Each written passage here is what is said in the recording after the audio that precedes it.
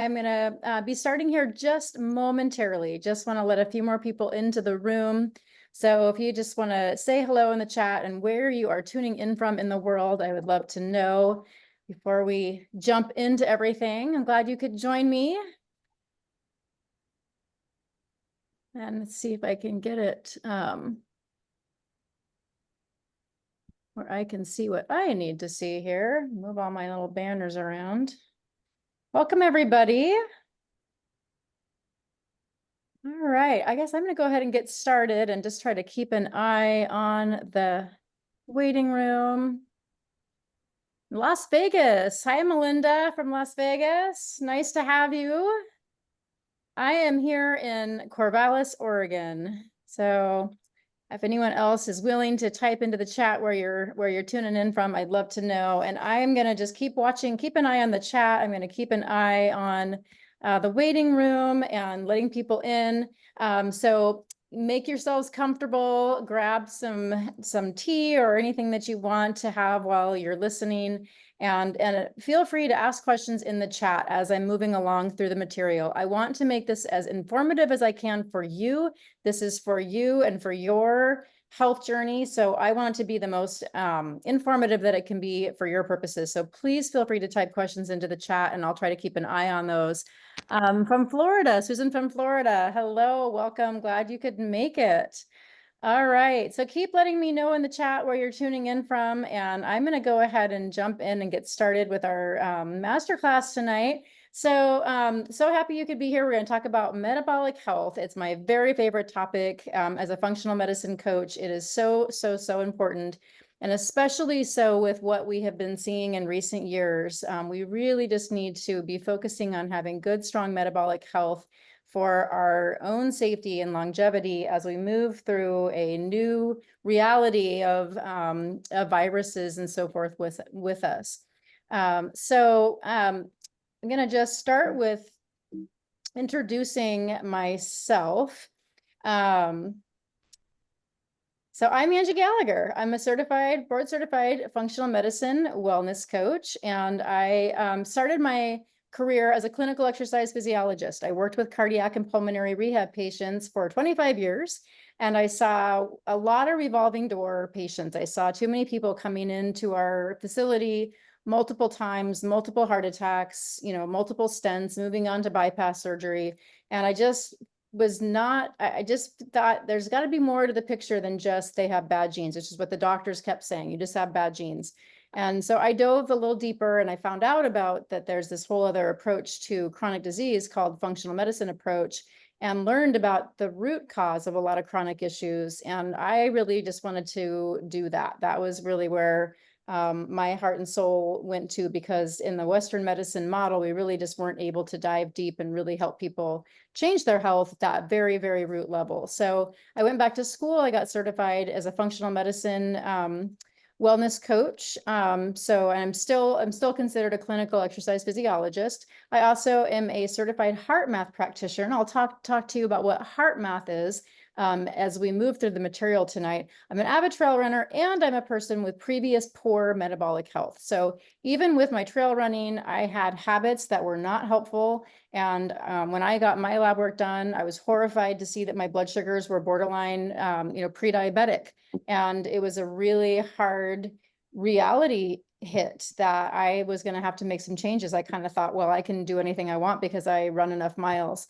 And no, it doesn't work that way. So I had to put myself through my own protocols to get my blood sugars and my insulin levels and my inflammatory markers and everything where they needed to be. And I'm passionate about helping other people be able to do that as well. So I would love for you to type in the chat, yes or no, if you've heard of the term functional medicine. Functional medicine coaching, if that's a familiar term for you. I am always curious to know if people are already aware of what functional or if it'd be helpful for me to kind of explain it more. But I do like to show this graphic. So functional medicine is really based on the premise that when we take care of our foundational health, so a mix of yeses and nos. So I'm just going to kind of explain this real quick, but functional medicine is really diving into the root of, what it is that causes our body to not function optimally. So when we dive down into the roots, we're looking at things like inflammation, toxic burden, environmental, situations that can be, toxic relationships, past traumas, issues with your microbiome and imbalances in your bacteria there, poorly managed stress, not getting enough sleep, and not a healthy diet, and with inflammatory foods. And then with all of those things going on at the root level, then we end up with these things up here. Many cancers are related to these root level triggers. Of course, overweight, diabetes, polycystic ovarian syndrome, chronic fatigue, fibromyalgia, a lot of the autoimmune conditions, fatty liver, dementia, Alzheimer's is now considered to be an autoimmune condition, which is related to gut health. And so Hippocrates says all disease and all health start and end at the gut. And I just never really had a full appreciation for what that meant. But if you think about our gut, if you think about our intestinal wall, it is the only thing separating the outside environment from the inner workings of our body. And it's a single cell layer thick. So it's a very, very thin membrane that separates the outside world from from the inside of our body. And so you have to really appreciate the importance of that gut wall and how important it is to have that gut wall be intact. And that's a really important premise and component of functional medicine, the functional medicine model. Okay, so what does it mean? What does metabolic health really mean? We're hearing this term a lot. What does it actually really refer to, and what does it mean? So metabolic health is the state of optimal functioning of the body's metabolism, including how the body's regulating blood sugar, so how it's absorbing the sugar, how it's utilizing the sugar, how it's storing the sugar. It's also in regard to our lipid profile, so looking at all those different cholesterol values, our blood pressure, our waist circumference. And the key components that we're looking at are, what is our blood glucose? What is our fasting insulin, or how insulin sensitive are we? What's our mitochondrial function? Mitochondria are the powerhouses inside every single one of our cells. And it's basically how we create energy. And so if our mitochondria aren't functioning well, it's really going to impact our metabolism. Our cholesterol levels, our triglycerides. Triglycerides are becoming more and more important. Our blood pressure, and then our overall body composition. Oh, my screen share. Can you guys see my screen? Give me a thumbs up if you can see my screen. Okay, thank you. It says my screen sharing is paused. So please type in the chat if you suddenly can't see my screen. I don't know why it's telling me that it's paused. Okay, so right now you should be seeing a picture of a couple, a woman and a man. Could you give me another thumbs up if you see that? Kyla gave me a thumbs up at the first time. Hopefully you're seeing a couple, two different pictures, pre and post pictures. It's frozen. Oh, okay. Let's see. I'm gonna figure out why it's doing that. Why is it paused? My apologies. I will stop sharing and then start sharing again.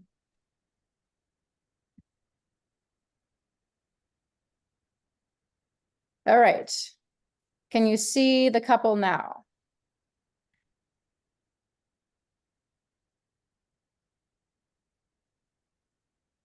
No. Oh, thumbs up. Okay, thank you. All right. So this is Melissa and Augustus.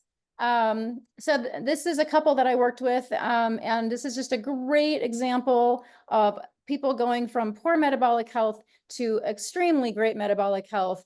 And this was done without any strenuous exercise. And I emphasize that because I think a lot of people have this assumption that unless they can exercise vigorously, they're really limited in what they can achieve for their metabolic health. And I know so many people that I've worked with over my years and years of clinical work that had fibromyalgia, had chronic pain, had an injury, and they were unable to exercise. But and because I didn't know what I know now, I wasn't able to help them because I was at a point where I did think exercise was really sort of the main thing, the panacea. And I've really come to learn it is important. Absolutely, it's important. We'll talk more about it. However, this couple was able to achieve all of this without any exercise. Both of them had a lot of things going on in their personal lives that didn't allow them to spend much time exercising, but they were able to put their focus on what they ate and how they took care of themselves in other ways. So really, really powerful example.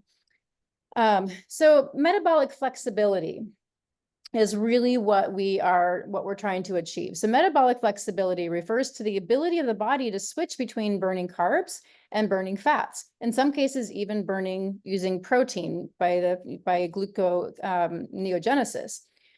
So we want a body that knows what to do in any circumstance. So if we're fasting, the body knows how to get energy from the fat stores. If we're on a long hike, the body knows how to get energy from the fat stores. If we eat carbohydrates, the body knows what to do with carbohydrates. I've seen a lot of people coming into my program having done the keto thing. And though they were able to lose weight on keto, what happens with keto in many cases is that they lose the weight, but then their body forgets what to do with carbohydrates.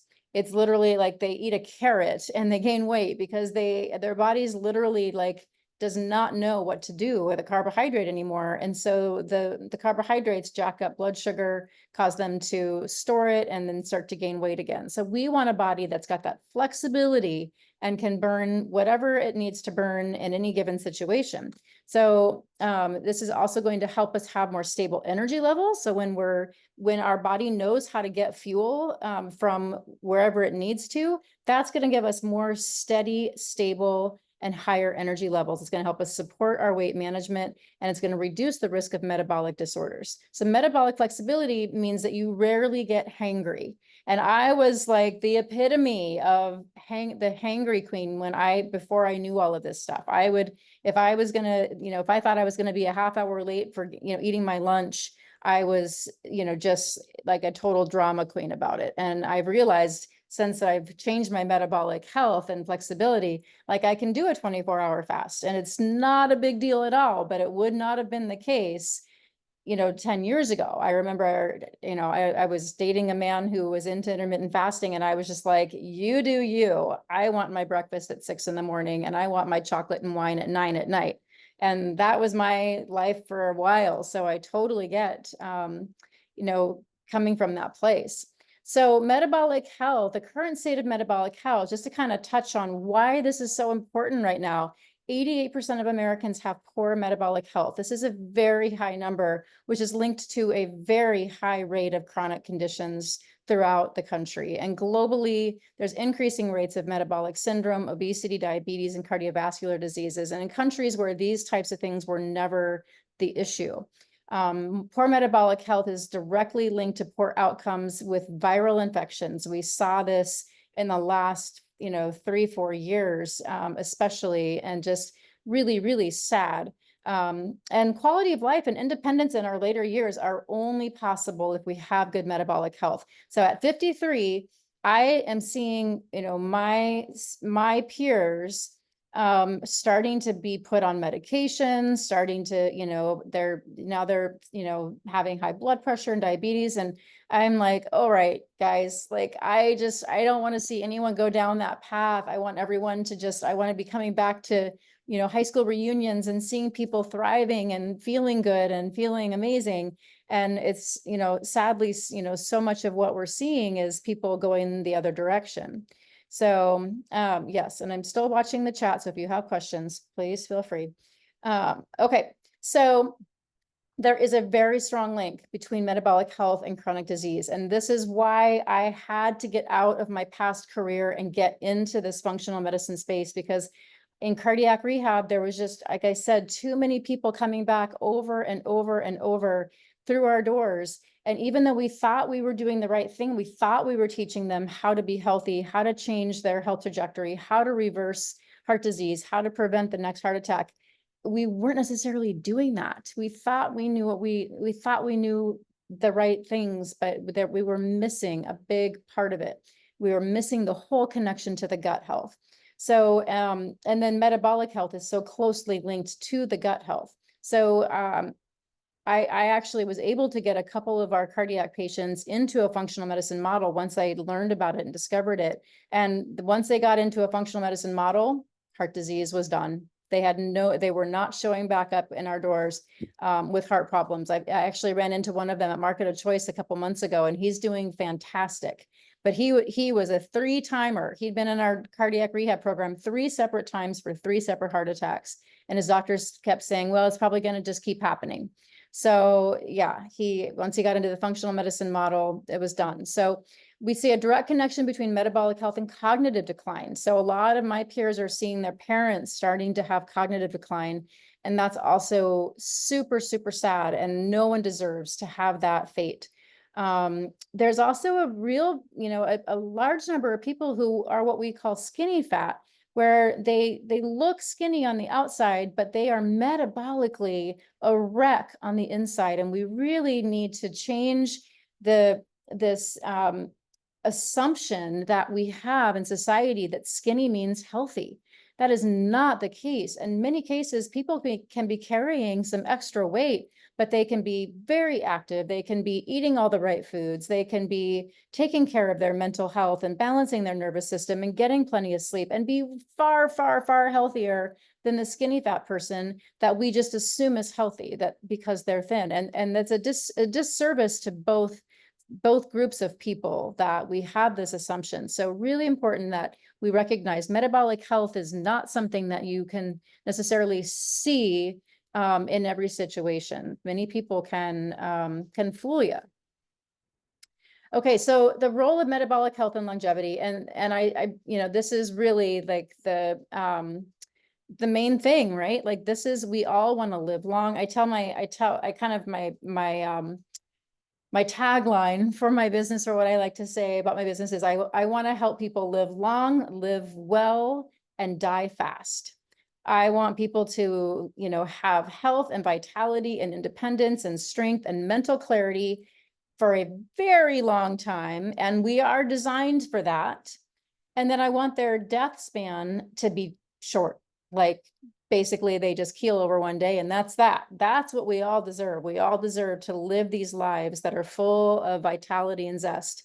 And then when it's our time to go, it's a very short death span. And we do have actually a lot of control over what kind of future we're going to have. Obviously, we can't control if we're going to be, hit by a bus or whatever. Or maybe we're climbing a mountain when we're 80 and we fall off. But, that would be a better thing than spending 10 years in a nursing home. So metabolic health equals quality of life. It supports our mental clarity. It supports our energy, our physical vitality, libido, and zest for life.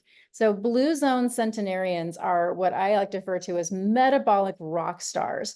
And a really important note here, I feel like we all need to really appreciate that these centenarians, they're not out running marathons. They're not going to CrossFit gyms. They're living active lives. They're socially connected, and they're not eating processed foods. So important that we recognize that, because I think there's a lot of misinformation and a lot of people out there like saying, really encouraging the whole CrossFit idea. And that's great for some people. I'm not trying to say CrossFit's terrible or training for a marathon's terrible. I'm a runner. I mean, I do long runs, but the key is that we can all find the thing that works for us, and we don't have to do what the next person's doing. We don't have to do the CrossFit. We don't have to run long distances.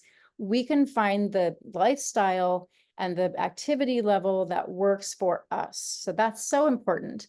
Does Medicare recognize or cover metabolic medicine? That is a fantastic question, Lucy. And this is something else that I can get on my soapbox about. Unfortunately, insurance companies are really not health insurance companies. They're not insuring our health. They're basically sick care. They're like, if you get sick, then here's some money to help you recover. But they're really not putting their money into ensuring our health or ensuring our longevity and well-being. That's not what they do. And if it was like, you know, I know a lot of functional medicine doctors who don't bill insurance, because if they were to try to bill insurance, they would go broke. They literally couldn't, because they're doing a 90-minute office visit, because to truly understand a person's health and to really dive deep into what are the triggering factors for what's going on with their chronic issues, they need 90 minutes. And typical Medicare, typical insurance billed doctor's offices, I think the average time with a doctor is 7 minutes. And all they do, it's like, here's the condition, here's the medicine. So functional medicine is a whole different paradigm, and there's really not a model for payment that's going to work at this point. So there are a lot of doctors they have membership models, they have scholarships. I offer different scholarships for people to come through my program. I offer different levels so that for different budgets. We have to get creative. It's a really good point. We have to get creative. We have to make our services available and find ways that we can serve everyone. And it's a really tricky thing. But the insurance model just is not, it's not really designed to work well for a functional medicine type of model, which is really needed to take care of metabolic health. Okay, so this is my point on centenarians, super important. And thanks for your question, Lucy. All right. So metabolic health and immune function. So super important, as I mentioned, we have had a hard hit of reality of what we're basically going to be living with for a while now. I think it still surprises me when people are getting COVID. I thought, well, this is going to eventually kind of like fade into the background, and it doesn't really appear to be fading into the background. And so we have to sort of buckle down and know, okay, this may be with us for a while, if not indefinitely. It's kind of like maybe the new flu. And what we have noticed is that people who have metabolic health do not get as sick when they get a virus such as the COVID-19. So we need to it looks like I have a typo here, sadly. We need to appreciate how important our metabolic health is to our immune health. So a healthy metabolism is going to contribute to a robust, healthy functioning immune system.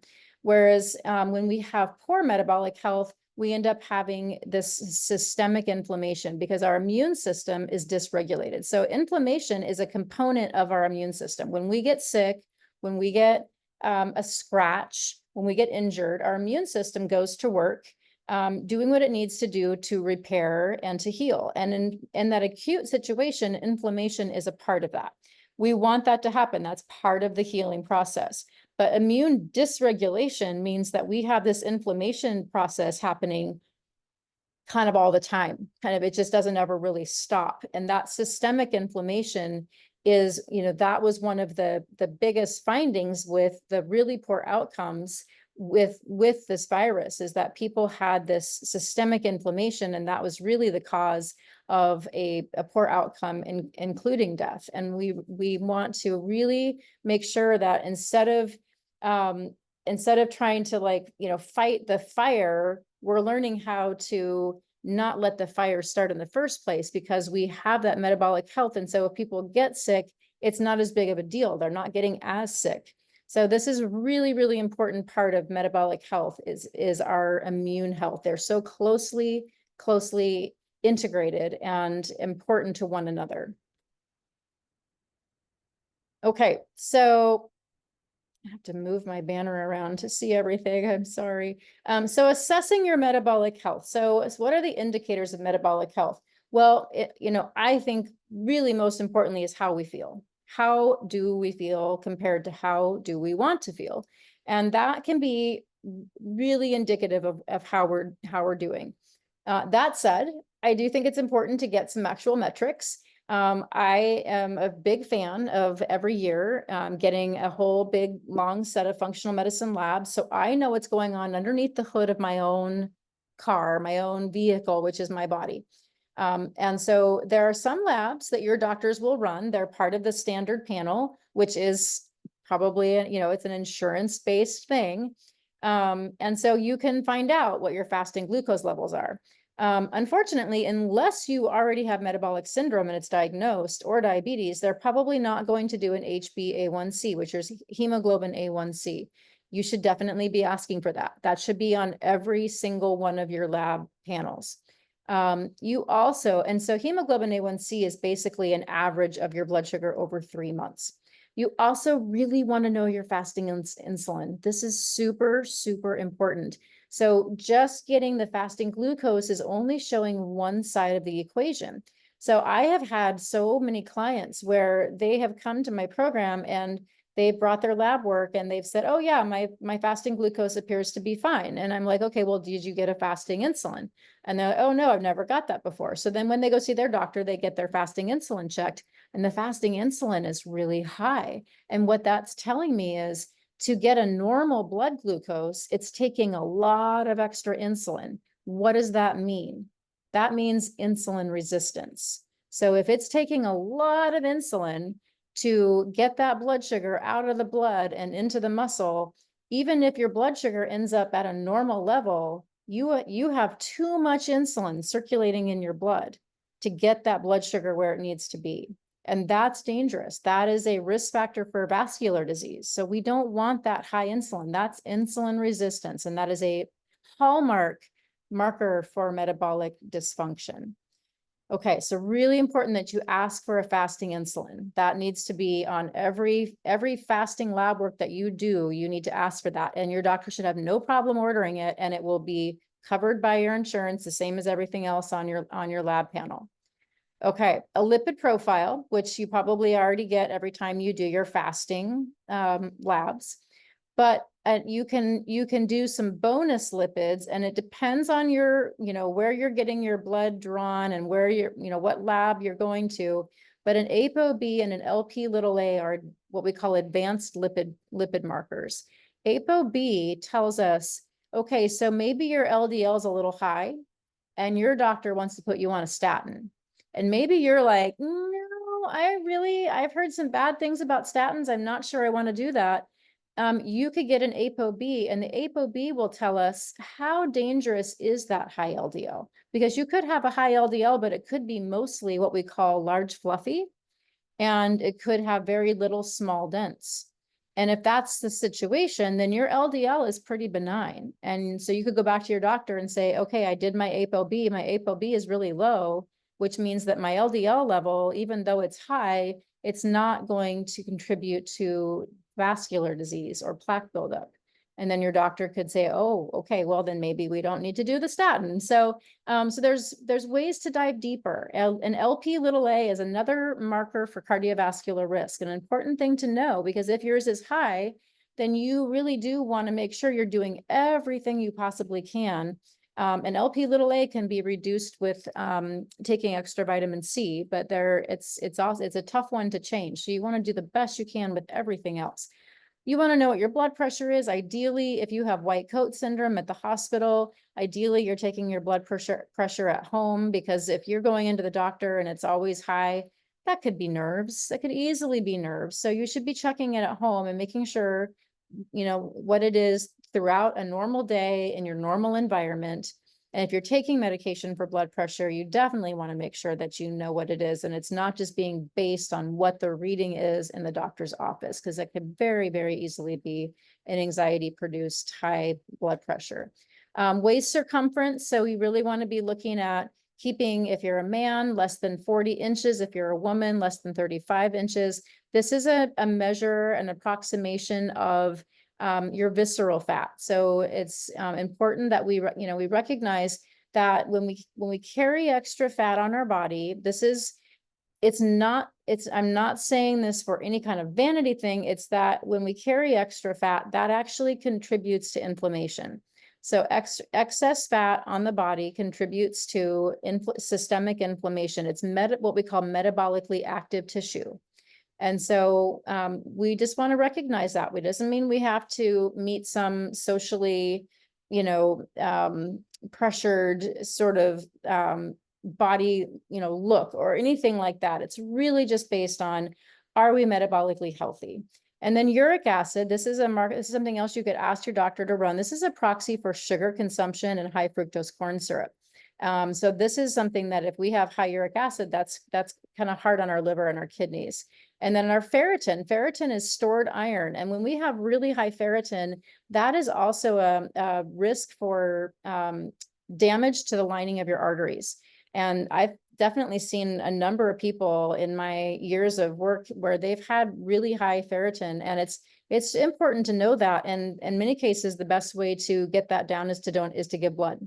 And so really important to know. I've had people who are well over 300, and that can be really dangerous. So it's also not good to be too low. Mine was crazy low, and I was very symptomatic. So when you have low ferritin, that can cause a lot of fatigue. It can cause shortness of breath, anxiety, depression, low exercise tolerance. So important that you know what that number is. And it's not often measured unless you ask for it. All right, moving along. Okay, so what does metabolic health feel like? So again, this is really what is most important to me. I just, my whole priority in life anymore is just to get people feeling amazing. I want them, and when you feel amazing, it's highly likely that you also have amazing health. So this is a lot of what metabolic health feels like. Unlimited energy. You can, go about your day and do everything you want to do, and you still have energy. You're never really running out. You don't have cravings throughout the day. Your mood and your energy levels are stable and good. You're getting restful sleep. You're waking feeling rested. You have excellent focus, and your clarity is right there. You're sharp throughout the day. People will often report that they feel like their skin is glowing. They have less wrinkles. I see it in people who come through my program, and they tell me that other people are noticing it.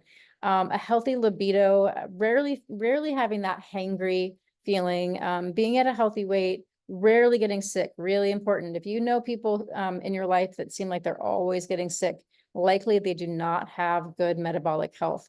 And then it's also rare that people with good metabolic health would have digestive issues like bloating and gas and or belching or burping or acid reflux, or any of those types of things.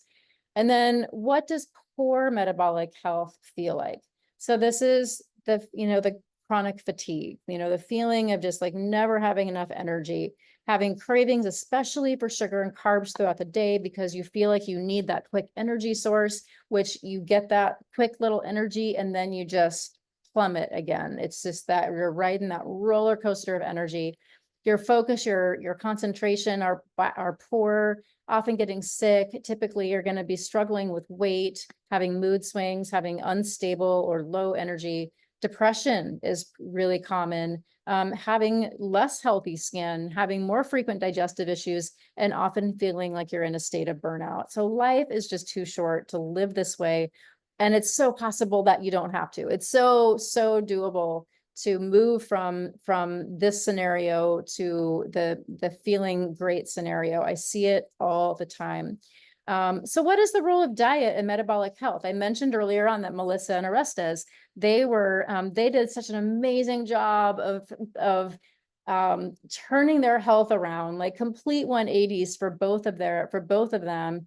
And neither of them were doing any kind of regular exercise. So there's so much that we can do with food to really heal and fix our metabolism. So, everybody's heard of the macros. So we've got the protein, the fats, the carbohydrates. Those are our macronutrients. Protein is really essential for muscle repair, for metabolic function, dozens of other physiological processes in the body. I work with the functional medicine doctor, and she wrote a book called Energized. And she talks, we try and get all of our clients to get 1 gram of protein per pound of ideal body weight.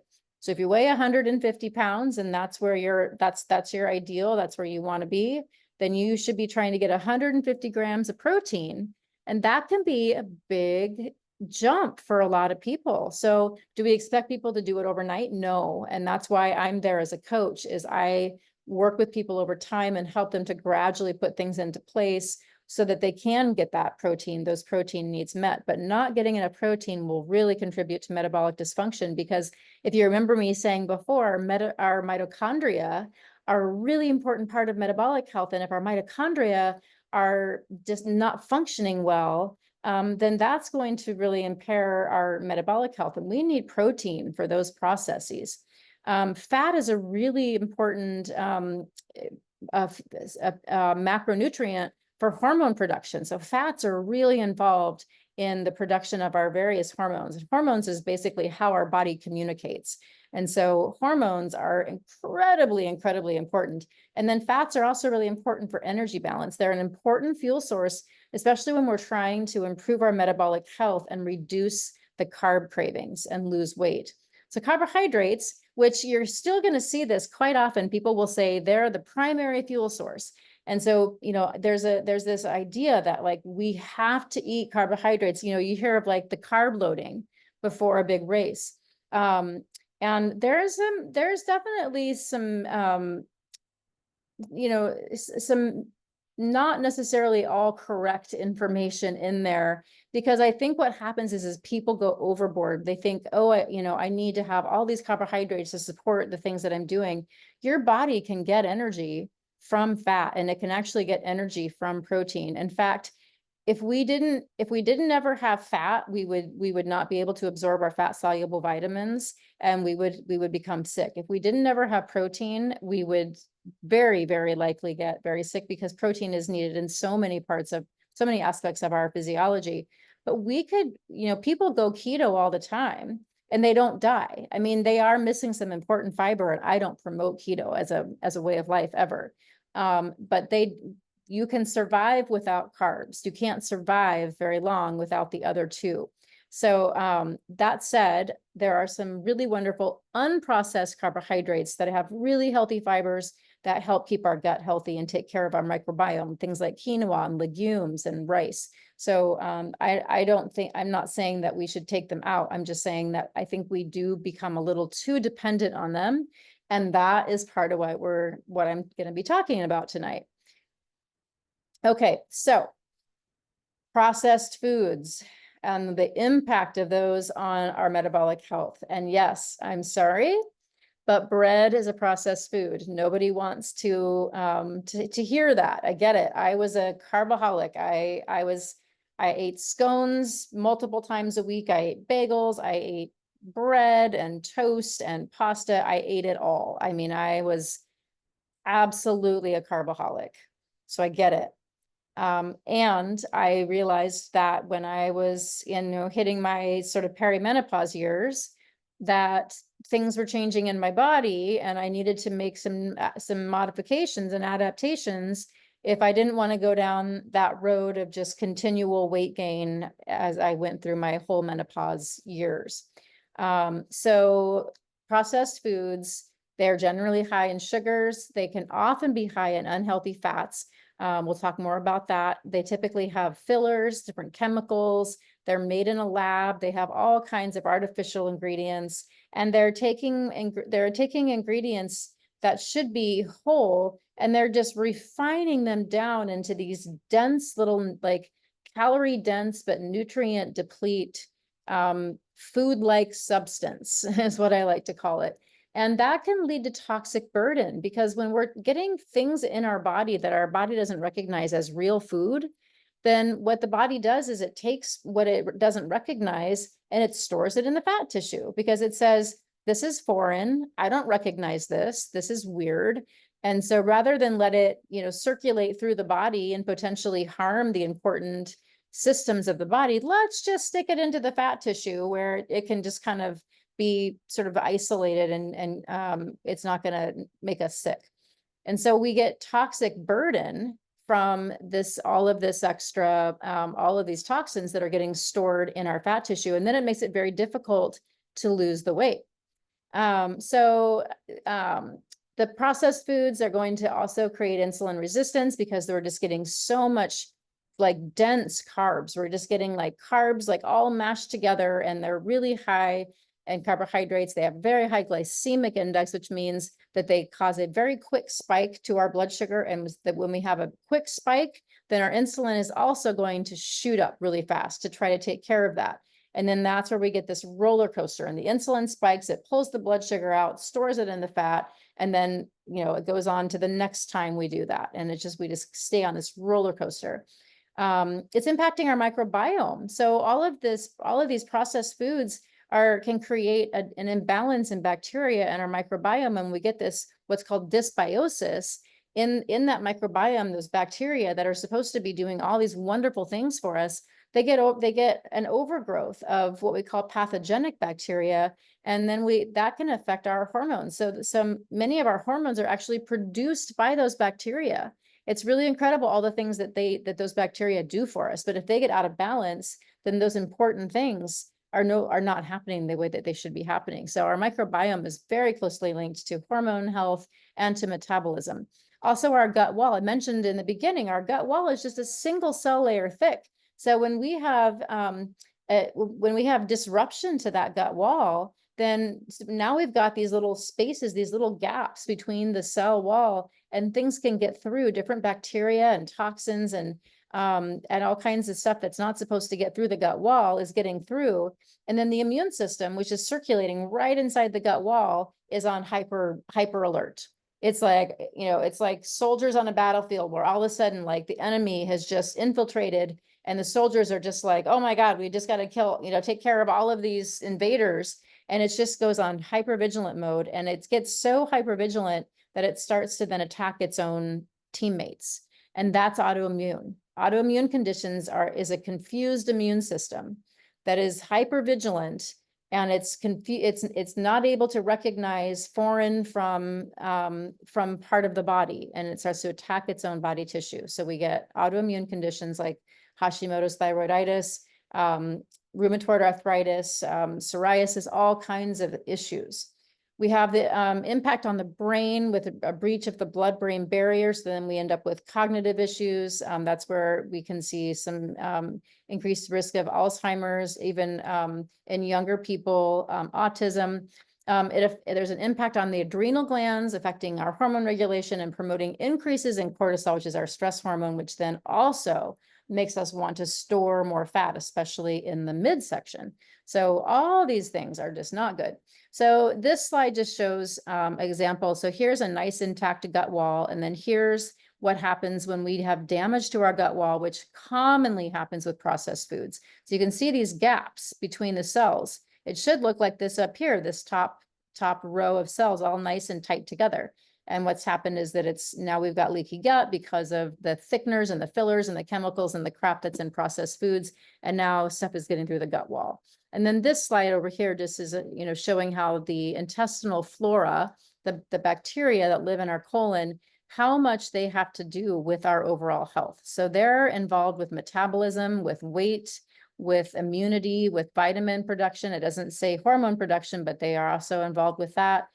Brain health, inflammation. So we really want to have an appreciation for how our diet is affecting those little bugs. So what can we do diet-wise? So I say Mediterranean-ish, because a lot of people think Mediterranean diet means eating lots of bread and pasta. And that is not part of it. That is not going to serve you so well unless it's something that is done on a rare occasion. And it's like more of a special treat. So we really want to focus on wild-caught seafood, grass-fed and pastured meats, lots of veggies, lots of fruits, nuts, and seeds. That is really where you want to live most of the time. And then bringing in things like some non-gluten grains, ideally gluten-free. I'm not going to go into a huge long talk about gluten because I don't have time for that tonight. But I promise you, if you have any issues with your health and you just do a trial of gluten-free, I can almost guarantee that you will notice improvements in your health. And like I said, I don't have time to really dive into why tonight. Maybe I'll do another webinar on gluten and general, just to clear up a lot of confusion around that. Intermittent fasting can also be really helpful for improving your metabolism. So this is where you just basically choose an eating window. So if you've been eating like I was, starting at 6 a.m. in the morning and eating and snacking literally until you go to bed, which I was, then you could just start by saying, okay, I'm going to wait until 8 o'clock to eat. And I'm going to try not to eat after 8 o'clock. So you're going to a 12-hour window during which you take in food. And then maybe after you do that for a few weeks, you're like, I think I'm going to try doing a 10-hour window. And then maybe you work your way down to an 8-hour window, and maybe you do that a few days a week, and then a couple days a week you have breakfast. So that's kind of what intermittent fasting means. It means shortening your feeding window.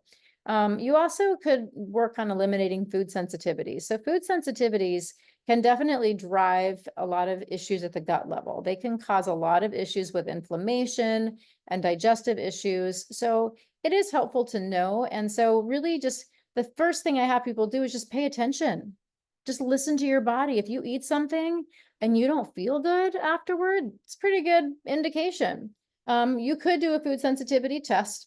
One of my clients did one that she found on Amazon. It was like $100, and she sent in a few samples of her hair. And it came back with a very comprehensive list of foods that, they show up at, as green, yellow, or red in terms of if your body's creating antibodies. So it's showing that it's not tolerating, it's got an allergic response to certain foods. And so it will tell you. You can also do, eat right for your blood type, which is basically eating right for your own DNA. I have that app on my phone, and I definitely noticed, I'm an A positive, and A positive are not supposed to eat red meat of any kind. And I know if I eat red meat, I feel like garbage. It sits heavy in my gut. It messes with my whole, digestive tract for a few days before I feel normal again. So lots of things that you can do. Diet wise, whole foods is really, such a key premise here. What would a caveman recognize it is what I ask my clients. And so we're talking single ingredient foods, and sure, you can take single ingredient foods and make it into a zucchini waffle. I've been making zucchini waffles lately. They're like savory with like fresh basil, and I make them with gluten-free breadcrumbs, and they're super yummy. So yeah, I'm making it into something that's not a single ingredient food, but I started with single ingredients. So that's another component of what I teach. Fiber, really important for keeping your blood sugar controlled and not getting those spikes. So having those vegetables and fruits and getting all that healthy fiber, garlic and onion, really wonderful for the types of fiber that feed your bacteria. Meal planning, creating a balanced meal plan that includes your healthy fats and includes those proteins that you need. I mentioned how much you should be trying to get. And then carbohydrates coming from non-starchy sources like your vegetables and some fruits. And then meal prep for the win. So this picture on this slide is one of my clients' pictures. It's her fridge. So she really just took everything I taught and she ran with it. She was like, I'm going to get a whole new set of glass containers. I'm going to chop up all my veggies like once or twice a week. And then I can open my fridge. I can see what I have, and I can do a quick veggie saute, or I can make a big salad, or I can make an omelet. So I love this. This is like, it's so beautiful to see all of these colorful foods. And then it's really easy. My favorite thing is to do the same thing, and I make Buddha bowls. So I'm having a Buddha bowl tonight after the webinar is done. And I've got already pre-chopped cabbage, cucumbers, bell peppers. I have shredded carrots. I'm going to be, I cooked some winter squash, so I'll chop that all up and put that in there. And then I have a turkey, kind of making the protein easy. It's a turkey burger that I got from Market of Choice. So I'm just going to cook that and then just kind of like cut it up and throw that into the bowl. So it'll just be a bunch of veggies. I might do some cauliflower rice. But yeah, Buddha bowls are really fun and very easy to do when you've got that kind of food prep going on. And here's a picture. All of these pictures are pictures that were sent to me by members of my program. So I wanted you guys to see how beautiful these meals are. So look how colorful, look at how full the plates are. Look at all the beautiful food. There's fruit on almost every plate. There's lots of colorful vegetables and protein. So just this is what I promote. You know, it's never about starvation or deprivation. It's all about eating really yummy, whole, healthy food and making it easy by doing the food prep, by having things pre-chopped and ready to go. People think, oh, that looks so gourmet, I could never do that. And it's really not as gourmet as you think. When you prep things ahead of time, it's really quite simple. Okay.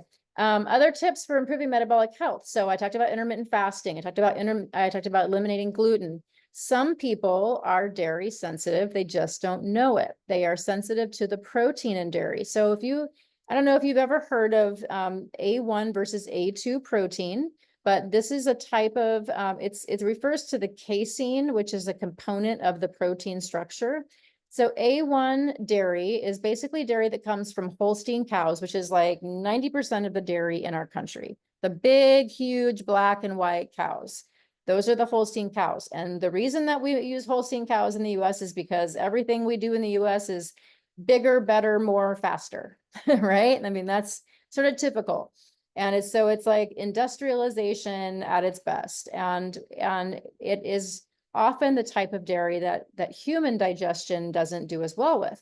So A2 dairy, which is A with a number 2 after it, comes from the smaller brown cows. So these are the Jersey cows, the Guernsey cows, the cows that come from a lot of European dairies. So France, Switzerland, Italy, all primarily A2 type dairies. So they're going to have a dairy with the protein structure that's easier on the human gut. So you can find A2 dairy at local grocery stores. You should be able, like Natural Grocers and Whole Foods and places like that will all have A2. And if you're getting a product that is imported from Italy, France, or Switzerland, like cheese, it very likely is an A2 type of dairy. So you could try, if you're really trying to improve your metabolic health, you could try going grain-free.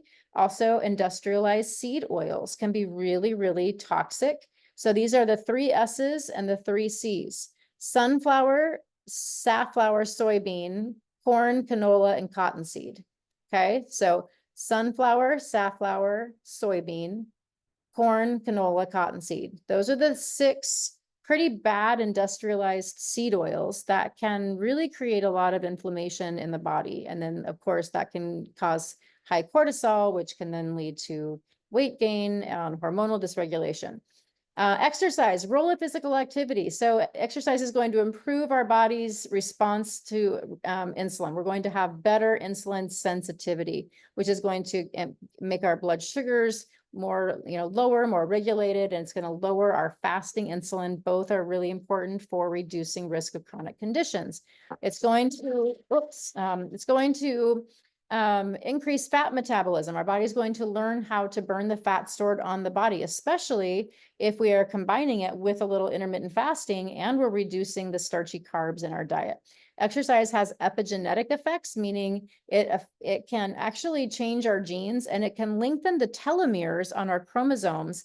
And we know that the longer the telomeres on our chromosomes, the longer our longevity. The telomeres on our chromosomes are like the little plastic ends of our shoelaces. And so the shorter those are, then the shorter our the span of life we have left. And exercise lengthens those telomeres. So really important that we have a way of getting movement into our body. I tell people, find the thing that feels like play.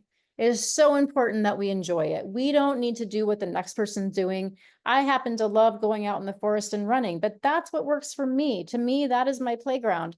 Other people want nothing to do with running, and that is completely fine. You have to find the thing that works for you. So the picture I have here is pickleball. A lot of people are really enjoying pickleball. So find the thing that feels like play. Find the thing that when you do it, you're kind of lost in the moment. You're not thinking about time. You're not counting down the minutes till you're done. Important to find ways to keep your muscles strong. I don't have time to go into all of the, how to build muscle. That's not the main topic for tonight, but muscle is a currency of longevity. If we don't have good muscle, it's highly likely that we also can have weak bones and we're going to have increased risk of fall and break. And that's a huge hit to our longevity. High intensity interval training can be really important for improving metabolic health and fitness. Something is always better than nothing. So don't feel like it's got to be this, big, like 45-minute, 60-minute workout. If you only have time to go 5 minutes down the street and back for a walk, do it, and then celebrate it and give yourself a high five because you did something. Okay, really important that we celebrate every effort, that we don't compare to the next person, that we don't compare to ourselves 20 years ago, and that we build on small successes over time, that we take the small wins, we celebrate them. Finding a buddy that you commit to, a walking buddy or a gym buddy or something, a pickleball buddy can be really helpful. And then making sure that you're practicing consistency, convenience, and commitment. These three C's are really important for long-term success with an exercise regimen. Okay, so sleep, stress, hormones, metabolism. So an imbalanced nervous system is so key to this whole picture of metabolic health. And I always say 3 things that can derail your progress if you're trying to improve your metabolism is having an imbalanced nervous system, being dependent on the dopamine hits from processed foods, and having dysbiosis in your microbiome. We already talked about the lower 2. So imbalanced nervous system. So that's where you're just kind of chronically in that fight or flight state. And poor sleep can really contribute to that. So we really want to make sure we're getting quality sleep and enough sleep. If we're not getting a good 7 to 9 hours, that messes with these hunger hormones called ghrelin and leptin.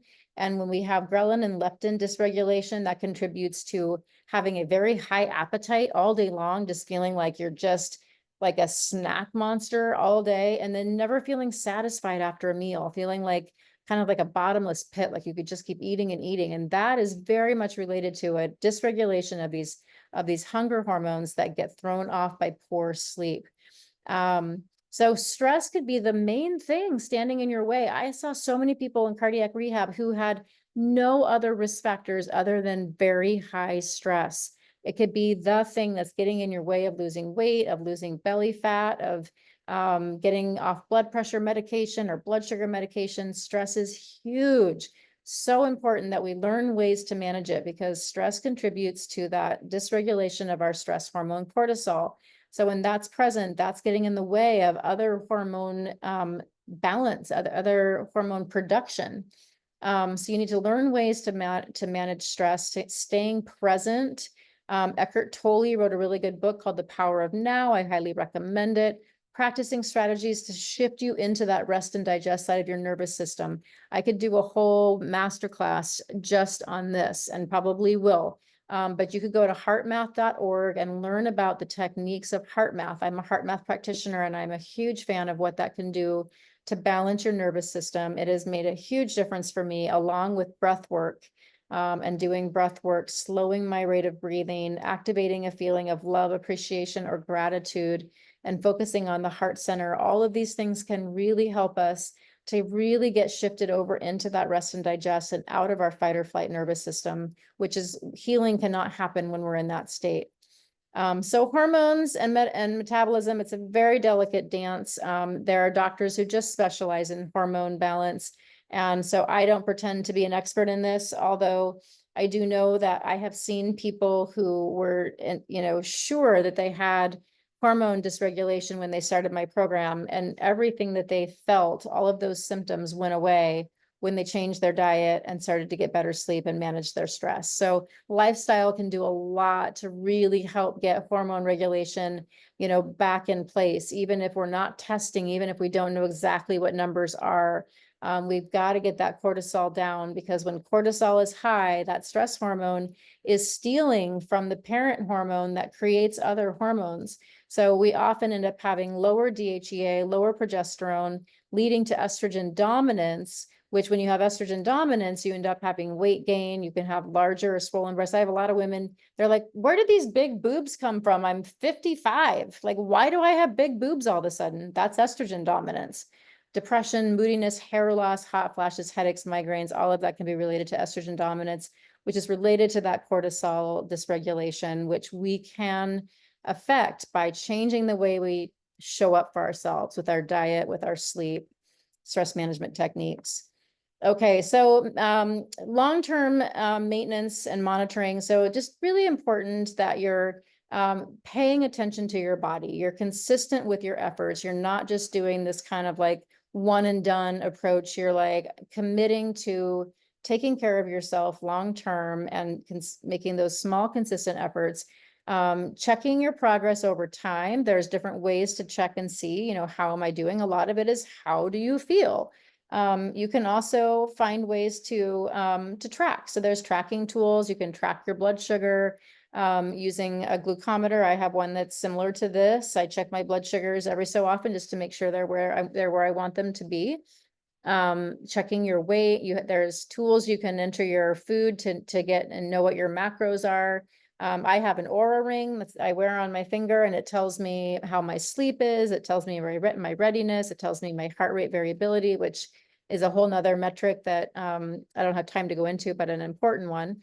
You can do the Cooper 12-minute walk run test to get an approximation of your VO2 max. That is a measure of aerobic fitness, which is another really important marker for our longevity. So when we have high aerobic fitness, a high VO2 max, that's going to give us a much better quality of life and allow us to live the life we want to live as later into our years. I mentioned the Oura Ring. Whoop bands are another tracking device that it's kind of like a watch. Tweaking the approach you're taking based on the results that you're getting and the feedback that you're getting. If you're making some, you've been going along with a certain plan, but you're not quite seeing the changes that you want in your blood sugar or your weight, then you go back and say, okay, how can I tweak this? What can I do differently? Can I shorten my feeding window? Can I take out some more starchy carbs? And then regular checkups and getting those labs. So hopefully you have a doctor that works with you and is fine ordering all the labs that you want. If you don't, that is something that I can help with. I have access to basically run any lab that's out there. The only problem with me ordering it is that your insurance doesn't pay for it. But actually it's a lot cheaper. I can get labs for really low cost. I mean, I think a fasting insulin is like $8 or something. Okay, so just a few examples of the things that, that I'm seeing. So this gal, Babette, she was a swim coach and a fitness enthusiast. I mean, health and fitness were her life, her whole entire life. And, she certainly is not someone that you would say was obese, but she was struggling with having this extra weight on her back that was like, where did that come from? And was feeling bloating and was the one saying like, where did these boobs come from? And so she was able to lose all of that. She basically got down a little lower than her even target weight was. And she feels amazing. She's just like feels incredible and she's back in the body that feels good to her. Here's another client that had kind of a similar thing. She trains for half marathons, super active. She was a breast cancer survivor. She lost 40 pounds and she feels so good. And her running speeds actually increased because of improving her metabolic health. And she learned ways to do meal planning that fit with her really super busy life that she has. And then Melissa is the one I showed you from the beginning, a reluctant exerciser. She keeps saying she really wants to get into an exercise routine and she's committed to doing that. But to this day, she still hasn't quite got there, but she looks amazing and she feels amazing. And so it's just really fantastic, the kinds of things that are possible. And I just see people surprising themselves. And it's been fantastic. See, people are saying, things like this worked when nothing else did. The first program that made sense, people comment on how simple it is and that they thought it would be a lot harder. So that's the thing that I love is that I think there's a lot of preconceived idea that to improve health and metabolism is going to be hard.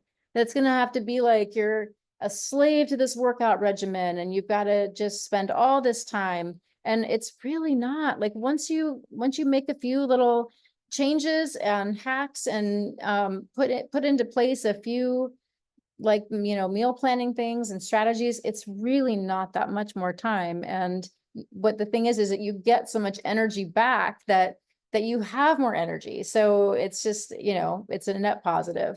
So as a result of sticking through this and being here till the end, there's a couple things that I have to offer you. I do root cause assessments. I do these deep dive assessments that really help people figure out, like, if they've been struggling and trying a lot of different things to improve their health, to lose weight, and they just feel like they've been stuck for a really long time. It could be that there are some root things going on that they just are not, they weren't aware of. And so I do a deep dive assessment, and it's a several page questionnaire that gives us a full comprehensive report of all the different body systems and what could be going on that's creating this stuckness. And normally I charge 149. So if you wanted to do that root cause assessment, you can scan here and use the coupon code SAVE50, and you'll get that root cause assessment for half the cost. And then I do free wellness strategy calls. So if people are just like, I know I need some kind of help, but I don't know exactly what that looks like, I just want to have a chat, and that's entirely free. You can scan this code and set up a wellness strategy call with me, and I would love to chat with you. And then lastly, I'm also offering $197 off it's my newest package. I created what I call the Trailhead package. So my 3 different packages for my Transform Your Health program. I have the Summit package, which is the whole enchilada. So it's all the one-on-one coaching, the journal reviews and feedback. It's everything I got. And then the Base Camp package is everything except for the one-on-one coaching. I still review journals and provide feedback and have 24/7 messaging access. And then the Trailhead package is, you do it on your time. You get all the materials, the proven food plan, the weekly group coaching, the Facebook group, the recipe books, all the educational modules and materials, all of it. You just don't have the one-on-one coaching and the journal review. So it's a more of a self-supported, although you still have the Facebook group and the weekly group coaching that I am there for, and you can ask all your questions. And so that is normally $497. So you're getting it for just $300 if that's something that is of interest. And it is limited to 25 people. And so I will be promoting that. So definitely act now if that's of interest to you, or just set up a discovery call and we can chat a little more about it. So let's see. I think I have another slide. Did I not? I guess that was my last slide. Okay. So I'm going to stop sharing and see if anyone has any questions. I'm happy to answer questions. I went a little long tonight, so I apologize for that. And thank you for sticking with me through it. A lot of material. So if there's any questions, please feel free to ask. And if not, I wish you a very wonderful evening. And again, so appreciate that you were able to join me tonight. I'll just give it another minute for questions.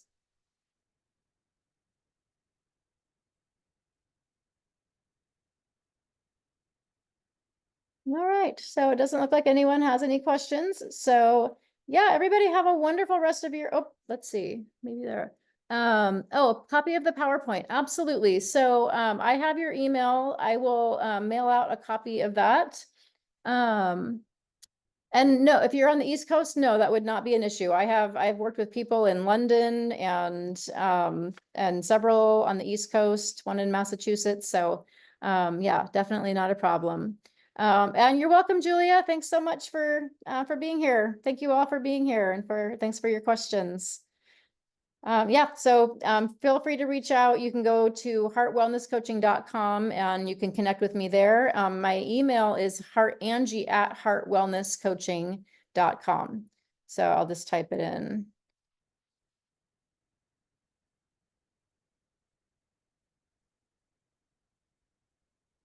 So I'm sending my email to everyone, Angie@heartwellnesscoaching.com. So feel free to reach out there. And yes, I will send a recording and I will send the PowerPoint. So you guys will have access to both of them. I'll just send links to where those will be in a Google Drive. So you'll have access to both of them. They'll be in an email, follow-up email. All right. Well, thank you all so much. And I look forward to hopefully seeing you again and having some further interaction with you all. And Have a wonderful rest of your evening, everybody. Bye-bye.